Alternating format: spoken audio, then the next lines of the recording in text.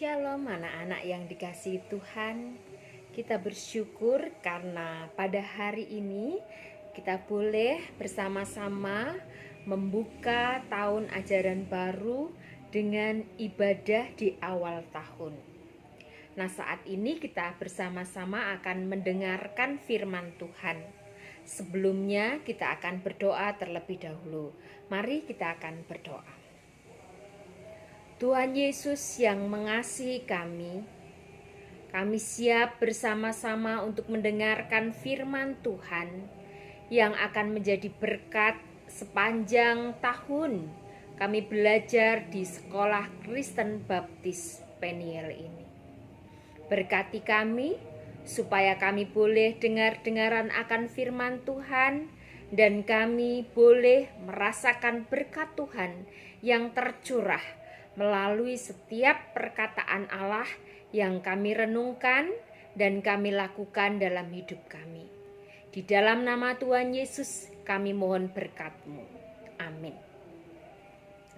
Anak-anak yang dikasihi Tuhan, apakah anak-anak merasa senang dan bangga sekolah di PG, TK, SD Kristen Baptis yang ada di Jalan Simokwagia nomor 47 Surabaya?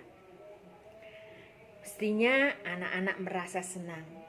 Coba perhatikan gambar ini. Ini adalah foto sekolah kita yang diambil dari atas. Begitu megah dan bersih tempat ini. Nah, Bu Yuni merasa senang karena Bu Yuni menjadi bagian sekolah ini. Mengapa senang? Karena sekolah ini milik Gereja Baptis Indonesia Peniel. Kalau sekolah ini milik gereja, sudah tentu gereja itu pemimpinnya Tuhan Yesus sendiri.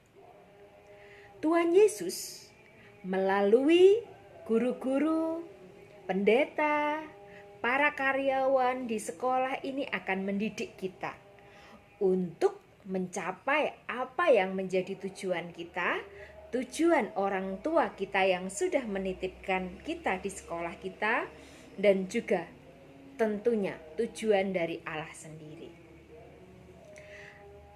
Di Alkitab kita ada sebuah kisah yang menjadi contoh bagi kita.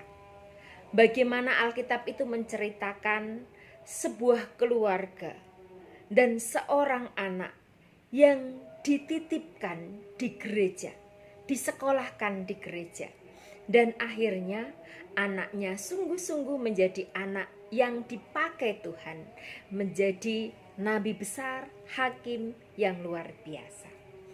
Di dalam kitab 1 Samuel, pasal yang pertama, ayat yang pertama dikatakan, ada seorang laki-laki dari Ramataim, Sofim, dari pegunungan Efraim, namanya Elkana bin Yeroham bin Elihu bin Tohu bin Suf, seorang Efraim. Seorang laki-laki ini dikisahkan bahwa dia memiliki 2 orang istri. Yang pertama bernama Ibu Hana. Yang kedua bernama Ibu Penina. Ibu Hana tidak memiliki anak dan Ibu Penina memiliki anak. Sehingga dalam kehidupan sehari-hari Ibu Hana sering mengalami sakit karena sering diejek oleh Ibu Penina. Dikatakan bahwa dia perempuan yang tidak bisa punya anak, perempuan yang mandul. Mandul itu artinya tidak bisa memiliki keturunan. Karena ejekan dari Penina yang terus-menerus diterima oleh Ibu Hana, membuat Ibu Hana sering merasakan sakit hatinya. Pada saat Ibu Hana mengalami sakit hati, karena perlakuan dari orang lain, karena ejekan dan karena masalah. Ibu Hana ini datang kepada Tuhan. Ibu Hana datang di gereja dengan berdoa bersungguh-sungguh kepada Tuhan. Di gereja dia menyampaikan apa yang menjadi keluh kesahnya kepada Imam Eli. Dia menceritakan bahwa dia mengalami masalah yang besar, mengalami sakit hatinya karena dia tidak punya anak. Dan dia berdoa kepada Tuhan dengan bantuan Imam Eli untuk meminta seorang anak laki-laki. Ibu Hana dengan bersungguh-sungguh berdoa dan dia berjanji kepada Tuhan. Jika Tuhan memberikan seorang anak laki-laki, Ibu Hana akan memberikan yang terbaik dengan menyerahkan anaknya kepada Tuhan. Rupanya Tuhan mendengar doa dari Ibu Hana. Tuhan itu begitu baik. Setahun kemudian, Ibu Hana melahirkan seorang anak laki-laki dan diberi nama Samuel. Ibu Hana tidak lupa janjinya kepada Tuhan. Setelah anaknya itu lahir, dibawalah anak itu kepada Tuhan dan diserahkan kepada Tuhan. Anak yang diberi nama Samuel ini diserahkan kepada Tuhan. Lihat gambar ini. Ibu Hana membawa Samuel yang masih kecil untuk diserahkan kepada Imam Eli untuk sekolah di gereja. Jadi sama seperti kalian.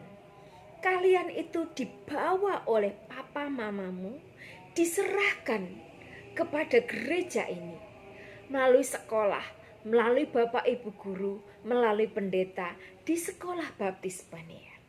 Lihat, sama seperti Samuel ini. Samuel yang masih kecil ini dikatakan di dalam kitab kita bahwa setelah perempuan itu menyapih anaknya, dibawanyalah dia ke dalam rumah Tuhan di Silo. Waktu itu masih kecil betul kanak-kanak itu.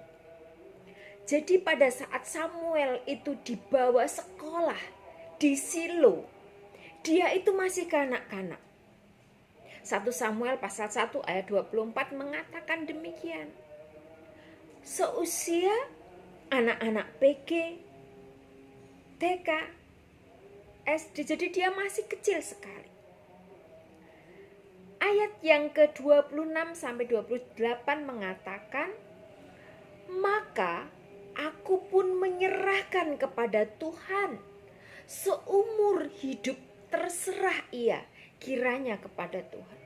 Jadi Ibu Hana dan Bapak Elkana itu menyerahkan sepenuhnya anaknya kepada Tuhan.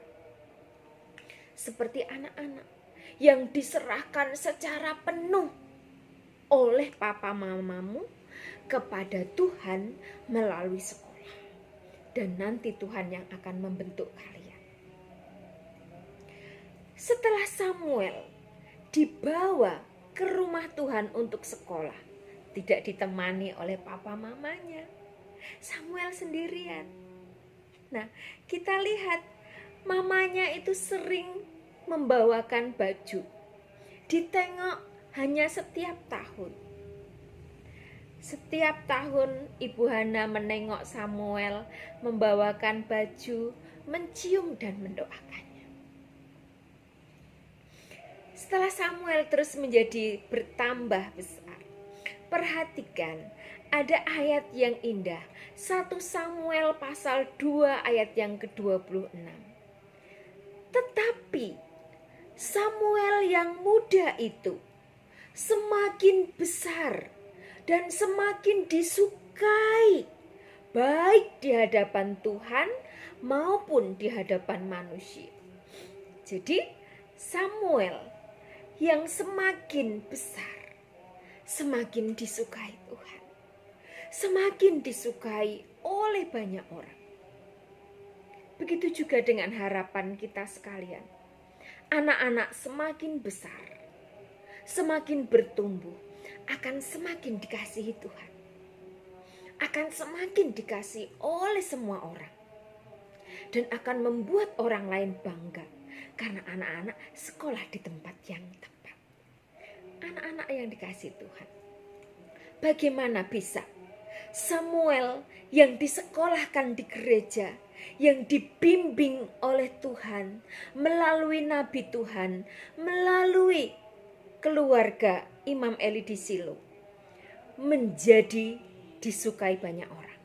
Nah, bagaimana juga kita yang disekolahkan oleh orang tua kita di gereja, di sekolah Kristen Baptis Peniel ini, semakin hari semakin dikasihi Tuhan dan semakin dikasihi oleh banyak orang.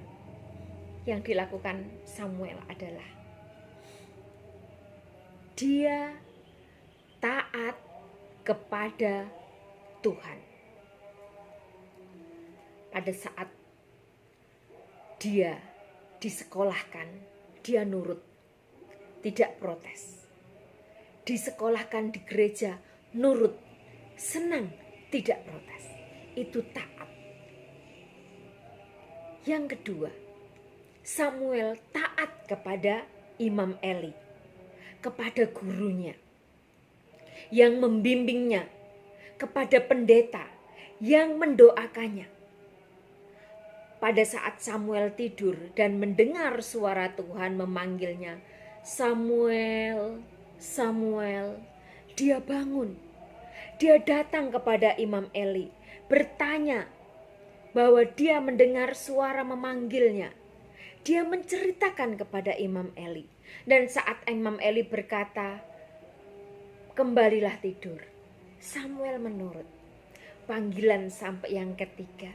Dan akhirnya Imam Eli tahu dan Samuel diberitahu bahwa itu adalah suara Tuhan. Samuel menurut kepada Imam Eli. Sama seperti anak-anak, menurut kepada bapak ibu guru, kepada pendeta, dan kepada orang tua. Yang terakhir, bagaimana Samuel dan anak-anak bisa menjadi berhasil, semakin disukai Tuhan, semakin disukai oleh banyak orang, karena tetap kuat saat menghadapi kesulitan. Pada saat Samuel menghadapi kesulitan karena harus berpisah dengan ibunya. Pada saat dia harus belajar menyiapkan bait Allah bersama dengan Imam Eli. Pada saat dia menghadapi anak-anak Imam Eli yang nakal, yang bernama Hofni dan Pinehas, yang sering menjengkelkan Samuel. Samuel tetap kuat menghadapi. Dia tidak menyerah.